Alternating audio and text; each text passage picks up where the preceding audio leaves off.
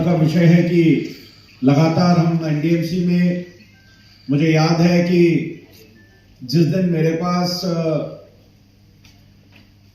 NDMC के member का और उपाध्यक्ष का मेरी नियुक्ति हुई थी, मेरी एक आदत है कि मैं झूठ नहीं बोलता हूं।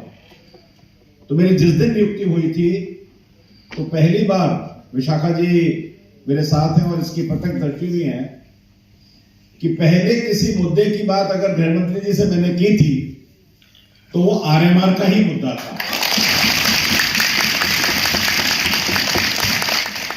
विशाखा जी याद है आपको?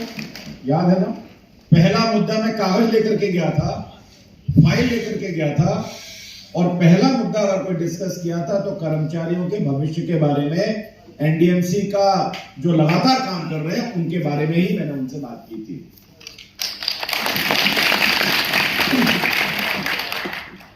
और उसके बाद जो दूसरी मेरी मीटिंग हुई, ये भी संयोग की बात है कि 15 दिन बाद ही मेरी गृह मंत्रालय में मीटिंग थी और जो होम सेक्रेटरी हैं वो इस काम को देखते थे, उनसे भी पहला मुद्दा आरएमआर का ही डिस्कस हुआ था मेरे साथ। और हम सदस्यों ने भी मिलकर के हमेशा आरएमआर के मुद्दे पर, कर्मचारियों के जो बाकी कर्मचारी हैं, जो कॉन्ट्रैक्चुअल एम्प्लॉय हैं, उनके मुद्दे पर, जिन कर्मचारियों के 30-30 साल से डीपीसी नहीं हुई उसके मुद्दे पर, लगातार समय समय पर हम इन मुद्दों के प्रति बहुत संवेदनशील हैं। इन मुद्दों के बारे में लगातार आपकी आवाज बनके काउंसिल की मीटिंग में इन सब विषयों को, हम इन चीजों को हमेशा ईमानदारी से आगे बढ़ाते रहे हैं।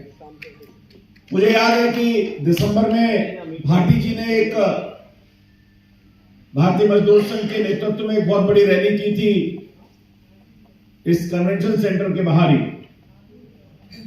और एक रैली साथ में भी चल रही थी, वो भी सब हमारे ही कर्मचारी थे।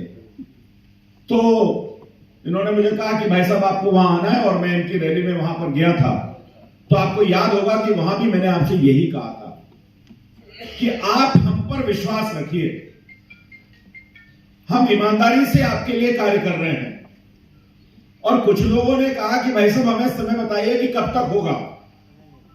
तो मुझे याद है कि उस समय रैली में भी मैंने यही कहा था कि मैं आपको कोई समय नहीं बताऊंगा, क्योंकि समय मेरे हाथ में नहीं है, लेकिन मेरी ईमानदारी मेरे हाथ में